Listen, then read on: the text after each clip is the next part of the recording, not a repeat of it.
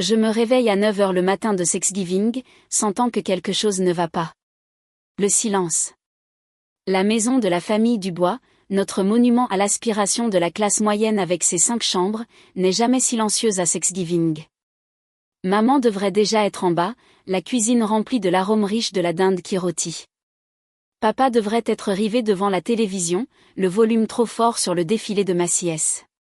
Louis et Chloé devraient se chamailler pour savoir qui prend la bonne salle de bain en premier, mais il n'y a rien, juste le léger bourdonnement du système de chauffage qui s'allume. Je me redresse, passe une main dans mes cheveux emmêlés, et écoute plus attentivement. Pas d'ouverture et de fermeture de placard. Pas d'eau qui coule. Pas de pas dans l'escalier. Bonjour. Ma voix sonne étrange dans le calme. Quand personne ne répond, un frisson d'inquiétude me parcourt. Je prends mon téléphone sur la table de chevet. Pas de message. Pas d'appel manqué. Rien pour expliquer ce matin étrange. Je balance mes jambes hors du lit, soudainement bien éveillé. Le parquet est froid sous mes pieds nus alors que je me dirige vers le couloir. Maman? Papa? J'appelle, plus fort cette fois. Les portes des chambres de mes frères et sœurs sont ouvertes, les lits vides et sommairement faits. Pas du tout utilisés, à en juger par leur apparence. En bas, la cuisine est impeccable. Pas de dinde qui décongèle sur le comptoir. Pas d'ingrédients alignés pour la farce ou la sauce au canneberge. Juste ma tasse de café de la nuit dernière, seule dans l'évier autrement vide. Je m'approche de la fenêtre avant et tire le rideau. L'allée est vide. Toutes les voitures sont parties. La berline de mes parents. Le 4x4 cabossé de Louis. Même le SUV à cette place que j'avais rempli d'essence hier pour notre trajet prévu chez oncle Marc. Une pensée ridicule me traverse l'esprit. Peut-être sont-ils allés chercher des canneberges ou un autre ingrédient de dernière minute. Mais la maison ne donne pas l'impression qu'ils viennent de sortir. Elle est froide. Abandonnée. Je reprends mon téléphone. J'affiche le contact de ma mère. Il a disparu. Le numéro de mon père aussi. Je fais défiler frénétiquement mes contacts. Louis. Chloé. Même Théo. Tous supprimés. Qu'est-ce que c'est que ce bordel? Je marmonne. Mon rythme cardiaque s'accélère. Puis je me souviens. La nuit dernière. Théo empruntant mon téléphone. Et ma sœur, je peux vérifier le score vite fait? Mon téléphone est mort. 19 ans et toujours incapable de se souvenir de charger son téléphone. Je le lui avais donné sans réfléchir. Astucieux, mais pas assez. Théo n'est pas le couteau le plus aiguisé du tiroir. Il a supprimé les entrées mais n'a pas bloqué les numéros. J'ai toujours notre historique d'appels et je connais la plupart de leurs numéros par cœur de toute façon. Mais celui d'oncle Marc, je le connais à coup sûr. Je le compose. Et j'appelle. Je fais les 100 pas dans la cuisine pendant que ça sonne. Allô? Sa voix semble détendue. Joyeuse. Oncle Marc. C'est Léa. Où est tout le monde? Une pause. Léa? Oh. Tu es toujours à la maison? Quelque chose dans sa voix me donne mal au ventre. Et puis je l'entends en arrière-plan. Le son rythmique des vagues s'écrasant contre le rivage. Quelque part au loin. Le doux tintement indubitable d'un ukulélé. Où êtes-vous? Je demande. Bien que je sache déjà que la réponse n'est pas sa maison coloniale de Nouvelle-Angleterre. Avec la massive table de salle à manger autour de laquelle nous étions censés nous réunir aujourd'hui. Ah! Sa voix baisse. Eh bien, tes parents voulaient une grande surprise pour leur 30e anniversaire. Ils ont tous pris l'avion pour Maui hier soir. Je serre le comptoir. Mes phalanges blanchissent. Tous. Ils ont pensé que tu étais occupé par le travail. Il continue. L'air mal à l'aise maintenant. Eh bien. Ils ne voulaient pas que tu te soucies de la dépense. La dépense. La dépense pour les vacances qu'ils prennent avec l'argent que j'ai versé dans cette maison depuis des années. Avant que je puisse répondre. J'entends une voix en arrière-plan. Chloé. Mon Dieu. Tu lui parles? Je croyais que le plan était de la laisser à la maison.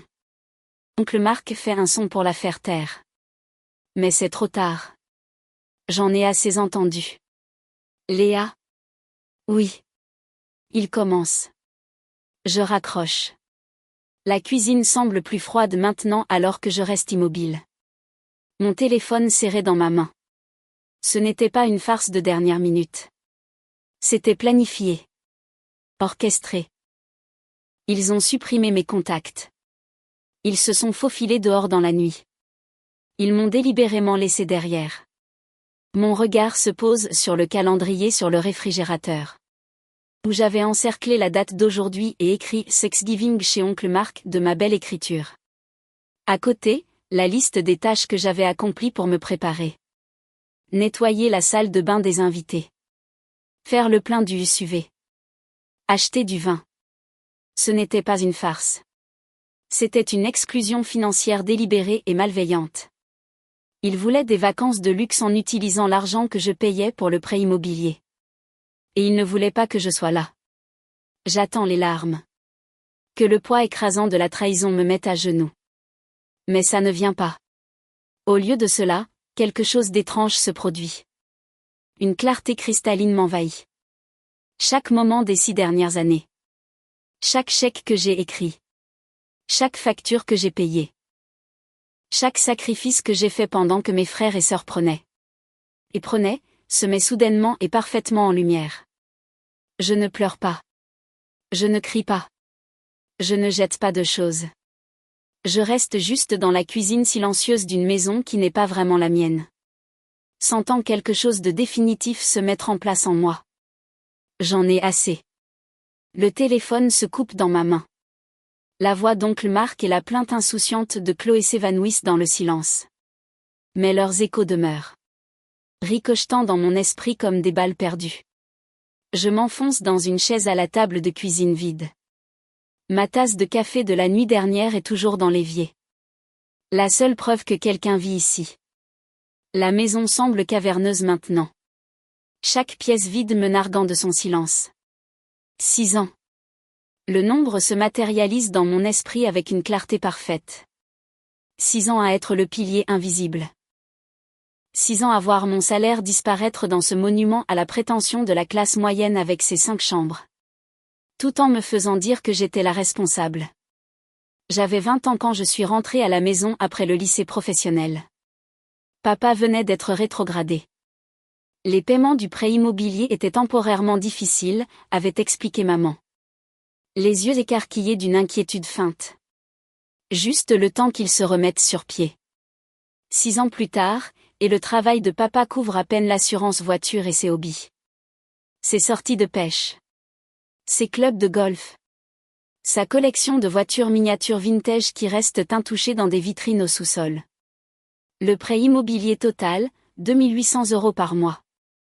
Ma contribution, 2 000 €. Leur contribution, 800 €.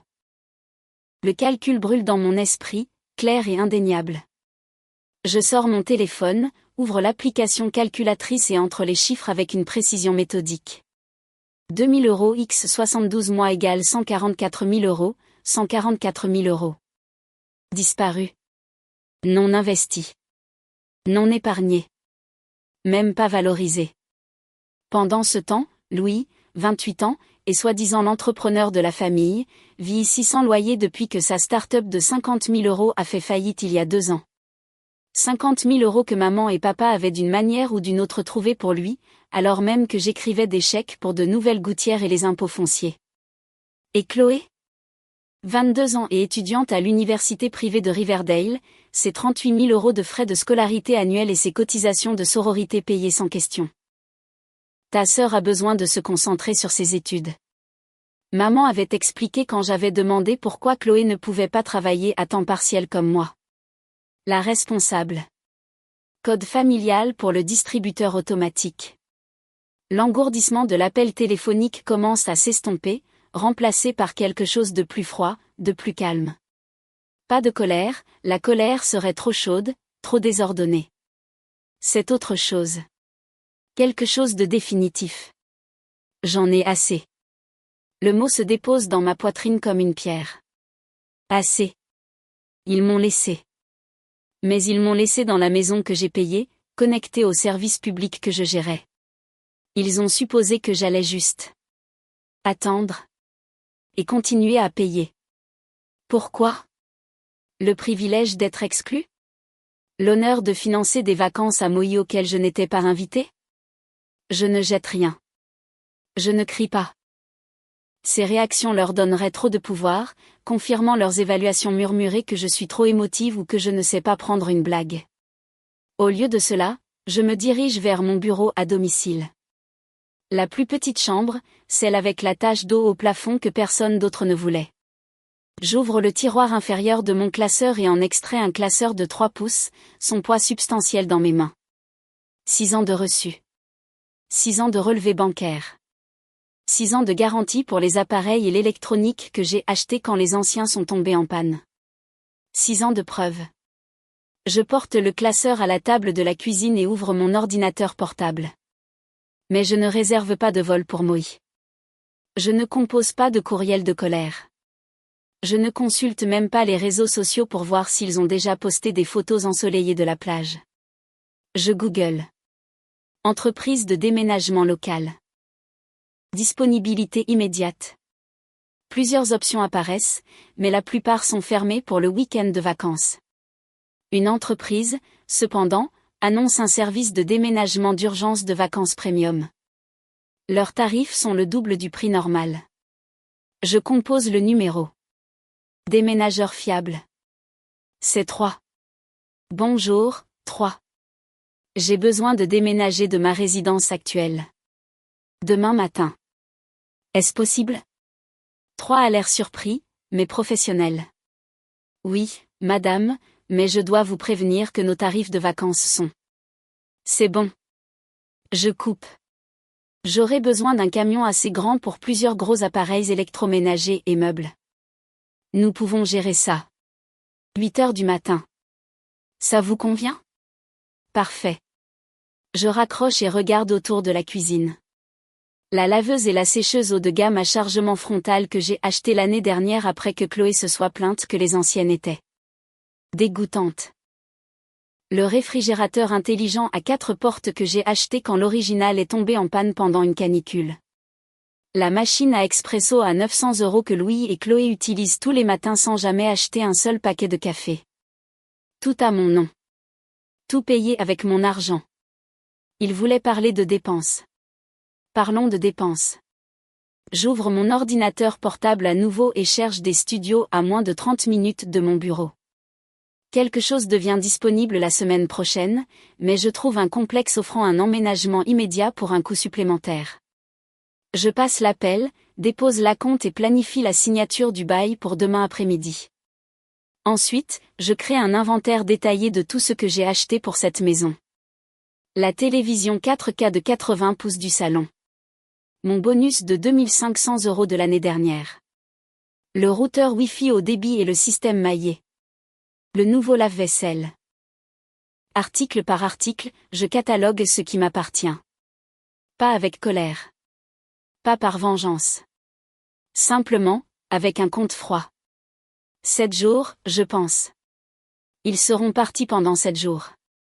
Quand ils reviendront, s'attendant au confort qu'ils ont toujours tenu pour acquis, s'attendant à ce que j'ai maintenu leur vie en leur absence, ils trouveront quelque chose de très différent qui les attend. Je passe mes doigts sur le classeur, sentant la couverture en plastique, fraîche et lisse sous mon toucher. 6 ans à être la responsable. 6 ans à être la fondation invisible sur laquelle tout le monde se tient mais que personne ne voit. Je ferme le classeur. J'ai été responsable assez longtemps. Le camion de déménagement arrive à 8 heures le lendemain matin. Je me tiens dans l'allée, mon classeur de 3 pouces calé sous mon bras comme un bouclier, regardant 3 hommes en uniforme bleu assortis en sortir. Le logo sur leur camion, déménagement d'urgence premium, m'a coûté le triple du tarif normal. Ça valait chaque centime. Mademoiselle Léa? Le chef d'équipe s'approche, un presse-papier à la main. Nous sommes prêts quand vous l'êtes. J'acquiesce, ouvrant mon classeur à la section onglet marqué achat. Commençons par le salon. À l'intérieur, je pointe la télévision 4K de 80 pouces montée au mur. Celle-là descend en premier. Le chef d'équipe lève un sourcil devant l'écran massif. Belle télé. Mon bonus de 2500 € de mars dernier, dis-je en tapotant le reçu dans mon classeur. Le papier est net, conservé dans une pochette en plastique. Le support reste, il est venu avec la maison. Les hommes travaillent avec une efficacité routinière. L'un débranche les câbles pendant que deux autres démontent soigneusement la télévision. En moins de 10 minutes, ils l'enveloppent dans des couvertures de protection. Je me déplace dans la maison comme un général, le classeur ouvert, indiquant chaque article. Ce n'est pas une crise émotionnelle. C'est de la gestion d'inventaire. La laveuse et la sécheuse dans la buanderie, dis-je en les conduisant dans le couloir. Je les ai achetées après que Chloé se soit plainte que les anciennes étaient dégoûtantes. Je me souviens de ces mots exacts. Mon Dieu, Léa. Ces machines viennent de l'âge de pierre. On ne peut pas avoir quelque chose qui ne ressemble pas à une toilette de station-service? Dans la cuisine, le chef d'équipe siffle en voyant le massif réfrigérateur en acier inoxydable. Réfrigérateur intelligent à 4 portes. Ça va être délicat. Il est vide, lui assure-je. La nuit dernière, j'avais jeté tout ce qui était périssable et emballé le reste dans des glacières qui sont maintenant dans ma voiture, et j'ai déjà déconnecté la conduite d'eau. Il retire le réfrigérateur avec une précision minutieuse, laissant un trou béant dans l'ébénisterie sur mesure. La machine à expresso à 900 € est la suivante. Je les regarde l'emballer, me souvenant comment Louis et Chloé l'utilisaient tous les matins, laissant leurs tasses vides éparpillées dans la maison. Pas une seule fois en 3 ans aucun d'eux n'avait acheté de grains de café. C'était toujours mon travail, comme tout le reste. Routeur Wi-Fi et système maillé. Je dis, pointant les appareils élégants. Les 4 nœuds dans toute la maison. Ceux qui alimentaient les recherches d'emploi sans fin de Louis et l'empire Instagram de Chloé. Pièce par pièce, la maison se vide de tout ce qui m'appartient. Les déménageurs travaillent rapidement, professionnellement, posant peu de questions. Je réponds à celles qu'ils posent avec une précision calme. Non, ça reste. Oui, ça part. Attention à ça, c'est fragile. À midi, le camion est à moitié plein et la maison est déjà différente. Plus creuse, plus légère. À chaque objet qui part, un poids se lève de mes épaules. Les fantômes qui m'ont hanté attente, obligation, culpabilité semblent s'estomper avec chaque espace vide créé. Pause déjeuner, madame, me dit le chef d'équipe. J'acquiesce et traverse la maison plus calme pendant qu'ils mangent dans leur camion. Mes pas résonnent sur les parquets maintenant que les tapis également les miens sont partis. Dans le salon, le mur semble nu sans la télévision. Dans la cuisine, l'absence du réfrigérateur révèle des années de poussière et un seul aimant qui était tombé derrière lui. Un coucher de soleil hawaïen d'une précédente vacance en famille à laquelle je n'avais pas été invité. Ce n'est pas de la destruction, me rappelais-je. C'est de la récupération. À 4 heures de l'après-midi, ils ont chargé tout ce qui m'appartient. Je me tiens dans l'allée, signant les papiers pendant qu'ils sécurisent le camion. Adresse de livraison, demande le chef d'équipe. Je lui donne les informations de mon nouveau studio. Le bail a commencé hier, payé 3 mois à l'avance. Après leur départ, je retourne à la maison. Le vide est saisissant mais satisfaisant. Je sors mon téléphone et commence à enregistrer. Marchant de pièce en pièce, documentant l'état de la propriété. Aucun dommage au mur où la télévision était accrochée. Aucune rayure sur les sols où les meubles ont glissé. Aucune bosse dans les cadres de porte. Des preuves, juste au cas où. Dans la cuisine, j'ouvre des placards qui ne contiennent plus que les tasses dépareillées et les assiettes bon marché que mes parents avaient avant que je ne commence à améliorer notre maison. Le garde-manger ne contient que l'essentiel. Les céréales sucrées de mon père, les biscuits de régime de ma mère, le café bon marché que personne ne boit vraiment. À l'étage, j'entre dans ce qui était ma chambre. Le lit reste, mais le matelas haut de gamme que j'ai acheté l'année dernière est parti, ne laissant que le sommier bon marché qui est venu avec la maison. Ma commode est partie. Ma bibliothèque est partie. Je m'assieds en tailleur sur le sol, ouvre mon ordinateur portable et commence à passer des appels. D'abord, à la compagnie d'électricité. Oui, je dois annuler le service au 1342, allée du Chêne, dis-je d'une voix ferme. Le compte est au nom de Léa Dubois. Puis-je vous demander pourquoi vous annulez, Madame Dubois, demande le représentant. Je déménage. Simple. Véridique. Je vois. Il y aura une lecture finale demain, et le service sera déconnecté d'ici 17 heures. Y a-t-il une adresse de réexpédition pour la facture finale? Je donne ma nouvelle adresse, puis je fais le même appel à la compagnie des eaux, et un autre pour annuler le service Internet qui alimentait tout notre système de maison intelligente. Chaque appel prend moins de 10 minutes. Chaque représentant est professionnellement indifférent à ma décision. À 18 heures, j'ai passé tous les appels. Chaque service public sera coupé dans les 48 heures, avant que ma famille ne revienne de son paradis hawaïen. La nuit tombe. La maison est sombre, à l'exception de la seule lampe que j'ai laissée branchée dans ma chambre. Je prends une douche dans la salle de bain maintenant vide, me sèche avec la seule serviette que j'ai gardée hors de mes bagages, et dors sur une couverture sur le sol de mon ancienne chambre. Le matin, je charge mes sacs restants dans ma voiture. Je n'ai rien laissé derrière moi qui me soit vraiment propre. Dans la cuisine, je dépose mes clés de maison sur le comptoir. À côté, j'empile les nouvelles factures de services publics impayées que j'ai retirées de la boîte aux lettres hier. Toutes adressées à Marc et Brigitte Dubois. Tous les services qu'ils ont appréciés sans réfléchir parce que je m'en occupais. Je jette un dernier regard autour de la maison vide. 6 ans de ma vie. 2 000 € par mois. 144 000 €. Je ferme la porte de l'intérieur, sors, et la tire derrière moi avec un claquement satisfaisant. Dans ma voiture, je regarde l'heure. 6 jours avant leur retour de Maui. 6 jours avant qu'ils ne découvrent ce que coûte réellement la responsabilité. Tic-tac, je murmure en m'éloignant, me dirigeant vers ma nouvelle maison, beaucoup plus petite, infiniment plus paisible. 6 jours plus tard, la famille est de retour. Je suis assise dans mon nouveau studio lorsque mon téléphone vibre avec une notification de l'application de Sonnette Ring que je n'ai jamais supprimée. Un dernier détail que j'ai délibérément laissé en suspens. L'application montre que les Dubois sont revenus, traînant des valises sur le chemin d'entrée. Leurs visages sont bronzés, leurs épaules affaissées par la fatigue du voyage. Brigitte serre un souvenir en forme d'ananas. Marc tripote ses clés. Chloé et Louis suivent, toujours vêtus de leur chemise aloha assortie. Théo ferme la marche, son cou orné d'un lait en plastique. Je prends une gorgée de mon café, monte le volume de mon téléphone et regarde. Chérie, appelle Brigitte alors que Marc parvient enfin à ouvrir la porte. N'oublie pas que l'interrupteur est capricieux. Ils disparaissent à l'intérieur. Je compte dans ma tête. 3, 2, 1. Marc. La voix de Brigitte filtre par le microphone du ring. Les lumières ne fonctionnent pas. Attends, répond Marc, sa voix s'amenuisant alors qu'il s'éloigne de la porte. Je vais vérifier le disjoncteur. 1 minute passe. La porte reste ouverte, laissant leur conversation se répandre sur le porche où la caméra Ring capture chaque mot.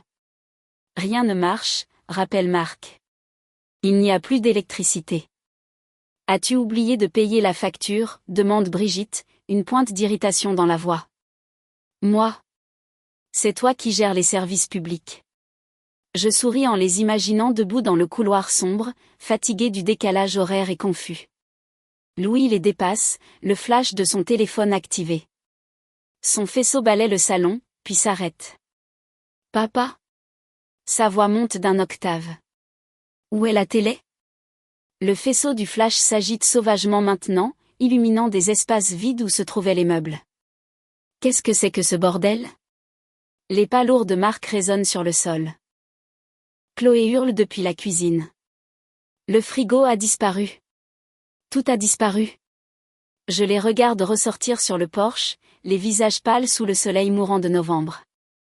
Les mains de Brigitte tremblent alors qu'elle s'agrippe à la manche de Marc. Quelqu'un est entré par effraction, souffle-t-elle. Appelle le 17. Marc sort son téléphone de sa poche, les doigts tremblants alors qu'il compose. Je regarde son visage se contorsionner alors qu'il explique la situation au répartiteur, décrivant un cambriolage en cours. Louis fait les 100 pas sur le porche, son propre téléphone serré dans sa main. Son front se plisse alors que quelque chose lui vient à l'esprit. La caméra rigne, dit-il soudain. On peut vérifier les images. Bien sûr, Louis y penserait. Le gars techno de la famille qui n'a même pas pu lancer une start-up réussie avec 50 000 € de financement. Je prends une autre gorgée de mon café en le regardant taper sur son téléphone, accédant à la même application que j'utilise actuellement. Je sais le moment exact où il trouve les images d'il y a 3 jours. Son visage se vide de couleur, sa bouche s'ouvre. Elle a tout pris, balbutie-t-il. Les autres se pressent autour de son téléphone. Je peux imaginer la vidéo défilant sur son écran. Moi, classeur à la main, dirigeant les déménageurs alors qu'ils chargent soigneusement la télévision de 80 pouces, le réfrigérateur intelligent, la laveuse et la sécheuse, la machine à expresso. Tout documenté, tout organisé, tout à moi. Léa a fait ça? La voix de Brigitte se brise sur mon nom. Mais pourquoi ferait-elle? Parce qu'elle est folle, coupe Chloé. Je vous avais dit qu'elle devenait bizarre. Marc prend le téléphone de Louis, regardant les images avec des yeux plissés. Quand il lève les yeux, son visage est raidi par la fureur. Elle ne peut pas faire ça, grogne-t-il. C'est notre maison. Je pose mon téléphone sur la table basse de mon nouvel appartement et marche vers la fenêtre. Dehors, le coucher de soleil de novembre peint le ciel dans des nuances d'orange et de violet. Mon studio est petit, mais la lumière ici est magnifique. Propre. À moi. Mon téléphone se met à vibrer à nouveau. Pas l'application Ring cette fois, mais de vrais appels. L'un après l'autre. Les mêmes numéros, encore et encore. Pas de nom de contact attaché. Je le prends et regarde l'écran. 52 appels manqués en l'espace de 10 minutes. Puis les SMS commencent à affluer depuis le numéro de ma mère. Léa. Rappelle-moi. Où es-tu? La maison a été cambriolée. Je pose le téléphone face contre table et me prépare une nouvelle tasse de café. Le bourdonnement continue, persistant comme une guêpe piégée, alors que je me déplace dans ma petite cuisine. Je prends mon temps, mesurant le café moulu avec précision, attendant que l'eau atteigne la température parfaite. Quand je retourne à la fenêtre avec ma tasse fumante, une voiture de police s'arrête devant mon immeuble. Derrière elle, la berline de mon père s'arrête en crissant, se garant en double file dans sa hâte. Ils en sortent Marc, Brigitte, Louis, Chloé et Théo, une masse gesticulante d'indignation vertueuse, alors qu'ils suivent les 2 policiers dans mon immeuble. Mon interphone sonne 3 minutes plus tard. Mademoiselle Dubois? La voix de l'hôtesse d'accueil est professionnellement neutre. Il y a des policiers qui demandent à vous parler. Ils disent que votre famille est avec eux. Je prends une longue, lente inspiration, savourant le moment. 6 ans à payer pour une maison qui n'était jamais la mienne. 6 ans à être le pilier invisible, la responsable, le distributeur automatique familial. 6 ans à ravaler mon ressentiment, pendant qu'il prenait et prenait et prenait. Le moment est arrivé. Le piège que j'ai tendu s'est parfaitement déclenché. Madame, la police est là, me presse l'hôtesse quand je ne réponds pas immédiatement. Avec votre famille. Qu'ils entrent. Je pose ma tasse de café et me dirige vers mon bureau. Ma main se pose sur le classeur de 3 pouces rempli de reçus, de garanties et de relevés bancaires. 6 ans de documentation méticuleuse. 6 ans de preuves. Dites aux policiers que seuls peuvent entrer, je réponds. Je prends le classeur, sentant son poids rassurant dans mes mains. Je ne me presse pas. Ce moment m'appartient. On frappe exactement à 16h17. 2 coups secs, officiels et inflexibles. Je m'y attendais depuis que le gérant de l'immeuble a appelé. Madame, votre famille en bas prétend que vous avez volé leur télévision et leurs appareils électroménagers. La voix de l'officier est neutre, professionnelle. Il est jeune, peut-être 30 ans, avec des cheveux courts et une plaque d'identification indiquant agent Moreau. Son partenaire, plus âgé avec des cheveux poivre et sel, se tient légèrement derrière, observant mon visage pour une réaction. Je ne lui en donne pas entrée, s'il vous plaît, dis-je, reculant de la porte de mon appartement. J'ai du café. Le studio est petit mais impeccable. Ma télévision de 80 pouces domine un mur, la machine à expresso brille sur le comptoir. J'ai tout pris ce qui était à moi, tient parfaitement dans cet espace. J'ai attendu ce moment pendant 9 jours. Noir ou crème? Je demande, versant du café. Noir. Merci, dit l'agent Moreau, ses yeux balayant l'appartement. Je lui tends la tasse, puis je prends mon classeur de 3 pouces, prêt sur le comptoir. Son poids est rassurant dans mes mains. 6 ans de documentation méticuleuse. 6 ans de reçus, de relevés bancaires et de garanties, tous organisés par date, articles et mode de paiement. Cela devrait clarifier les choses, dis-je en lui tendant le classeur. L'officier principal le prend, équilibrant son café dans une main. Il l'ouvre, son expression inchangée alors qu'il tourne les pages protégées par du plastique. Il s'arrête à la facture de la télévision. C'est la télévision dont il parle? La 4K de 80 pouces? Oui, je réponds, achetée avec mon bonus de fin d'année, 2500 € plus taxes. Il hoche la tête, tournant plus de pages. Son doigt suit un relevé bancaire surligné, puis s'arrête à une carte de garantie avec mon nom clairement imprimé dessus. Il trouve l'acte de vente du réfrigérateur, s'arrête à la documentation de la laveuse et de la sécheuse, lève un sourcil à la facture de la machine à expresso. L'officier plus âgé se penche, murmurant quelque chose que je n'entends pas. L'agent Moreau hoche la tête, puis ferme le classeur. Tout semble être à votre nom, Madame Dubois, dit-il en me le rendant. Ses yeux rencontrent les miens, et je vois quelque chose changer là, une réévaluation. Madame, voulez-vous que nous déposions un rapport de harcèlement en votre nom? La question reste en suspens entre nous. 6 ans de contribution silencieuse, 6 ans à être la responsable, le distributeur automatique. 6 ans à regarder Louis gaspiller 50 000 € dans une start-up qui n'a jamais démarré. 6 ans de frais de scolarité privée de Chloé et de cotisations de sororité payées sans question, pendant que je couvrais les paiements du prêt immobilier qui aurait dû être la responsabilité de mes parents. Non, dis-je finalement. Ce ne sera pas nécessaire. Il hoche la tête, la compréhension dans les yeux. Nous nous en occuperons. Merci pour le café.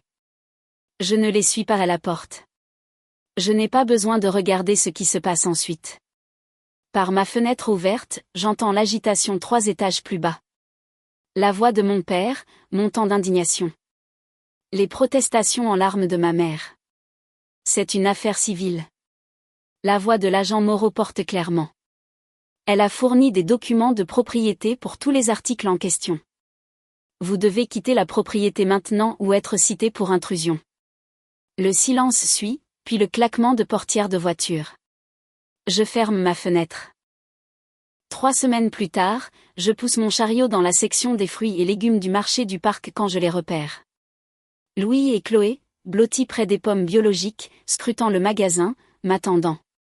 J'envisage d'abandonner mon chariot à moitié rempli, mais quelque chose s'est endurci en moi il y a des semaines et n'a pas ramolli.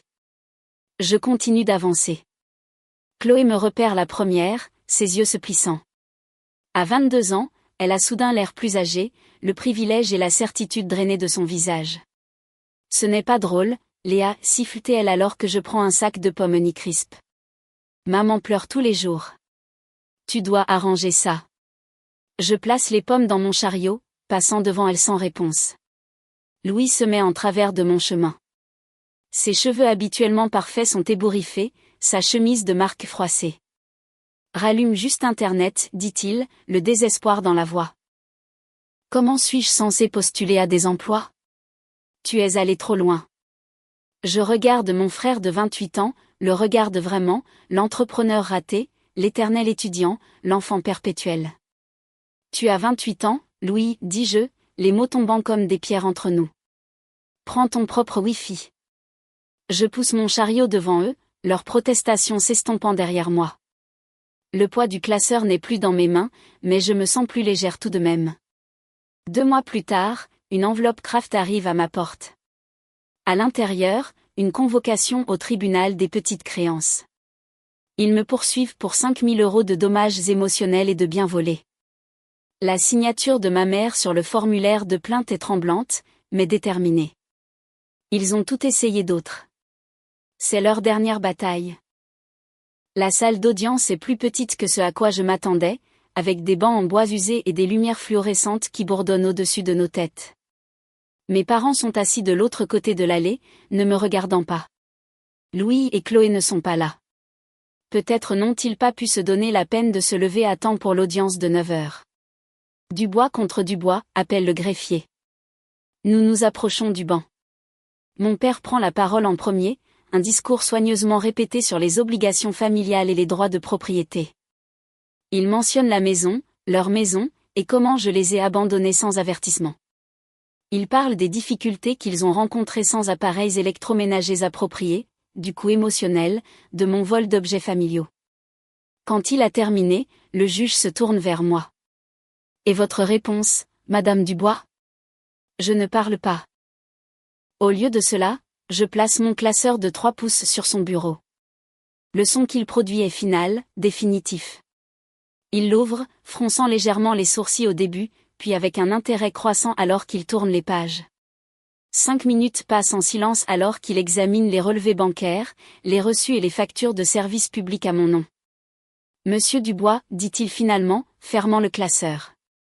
Ces articles semblent avoir été légalement achetés et être la propriété de votre fille. De plus, je vois ici des preuves qu'elle a contribué à hauteur de 2 000 € par mois à votre prêt immobilier pendant 6 ans alors qu'elle vivait chez vous. Est-ce exact ? Mon père se déplace inconfortablement. Eh bien, oui, mais... Et vous affirmez qu'elle a volé des biens qu'elle a elle-même achetés ? C'était pour la famille, intervient ma mère. Elle ne peut pas simplement le prendre. L'expression du juge se durcit. Madame Dubois, je vous suggère de ne pas parler hors de propos. Il se tourne vers mon père. Cette affaire est classée. Et monsieur Dubois, je vous mettrai en garde contre le fait de porter des plaintes frivoles devant ce tribunal. Il y a des sanctions pour faux témoignages. Le marteau frappe avec un claquement qui résonne dans la petite salle d'audience. Mes parents ne me regardent pas en partant. Je rassemble mon classeur et sors seul, dans l'air froid. Je ne regarde pas en arrière. Je n'en ai pas besoin. 4 mois plus tard, je suis assise sur le petit balcon de mon studio. L'air est froid sur ma peau, mais ça ne me dérange pas. J'enroule mes doigts autour d'une tasse de café fumante, le genre cher que Louis avait l'habitude de vider de ma machine sans jamais acheter un sac de rechange. Mon appartement n'est pas grand-chose. 400 pieds carrés qui tiendraient dans le salon de la famille Dubois avec de la place à revendre. Mais chaque centimètre carré est à moi. Chaque facture de service public ne porte que mon nom.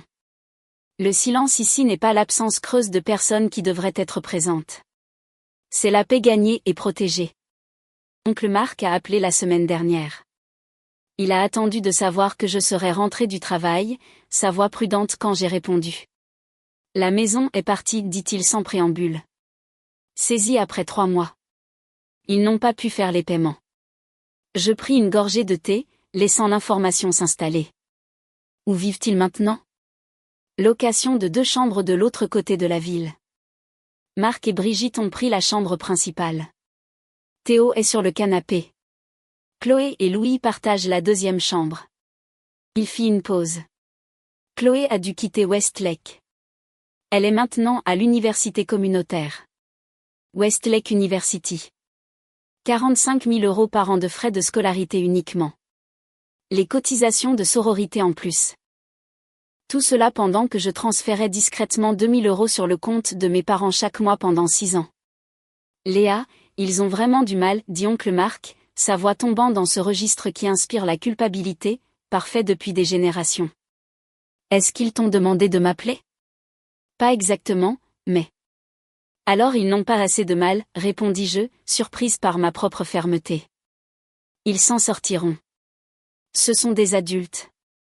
Les conséquences sont arrivées comme des dominos qui tombent. L'appartement de 2 chambres. Le transfert de Chloé. Mon père devant trouver un vrai emploi à temps plein pour la première fois en 15 ans. Ma mère vendant ses bijoux sur Facebook Marketplace. La réalité, s'écrasant sur des gens qui pensaient pouvoir voler éternellement sur les ailes de quelqu'un d'autre. Je prends une autre gorgée de café, regardant le soleil monter plus haut. Mon téléphone vibre avec une notification. LinkedIn. Je touche l'écran. Louis Dubois vous a envoyé un message. Je l'ouvre avec une légère curiosité. Salut ma sœur. J'espère que tu vas bien. Écoute. J'ai un entretien chez Meridian Tech la semaine prochaine. Une chance que tu puisses être une référence? Tu sais à quel point je suis fiable quand je me fixe un objectif. Je fixe le message, mon doigt planant sur l'écran. 28 ans, et toujours convaincu que le monde lui doit un atterrissage en douceur. Je clique sur ignorer, puis je bloque son profil pour être sûr. Il y a 4 mois, je me suis réveillée dans une maison froide et silencieuse, abandonnée par les gens qui auraient dû être là. Je me souviens d'être restée dans cette cuisine, du moment où tout s'est cristallisé, du doux clic de la réalisation comme un loquet qui tourne. Maintenant, je suis assise dans mon propre espace, plus petit mais infiniment plus honnête. Mes factures sont raisonnables parce que je ne paie que ce dont j'ai besoin. Mes étagères contiennent des livres que je lis réellement. Mon réfrigérateur contient de la nourriture que je suis la seule à manger. Les gens demandent si je me sens parfois coupable. D'anciens collègues qui l'ont appris par le bouche à oreille, les quelques amis qui connaissent toute l'histoire. Ils veulent savoir si je me demande si je suis allée trop loin, si je pense à ma famille qui lutte dans leur appartement exigu pendant que je suis assise ici avec ma machine à café chère et mes matins calmes. Je prends une dernière gorgée, laissant la saveur riche persister sur ma langue. Non, je ne le fais pas. Pour la première fois de ma vie, le silence est vraiment le mien.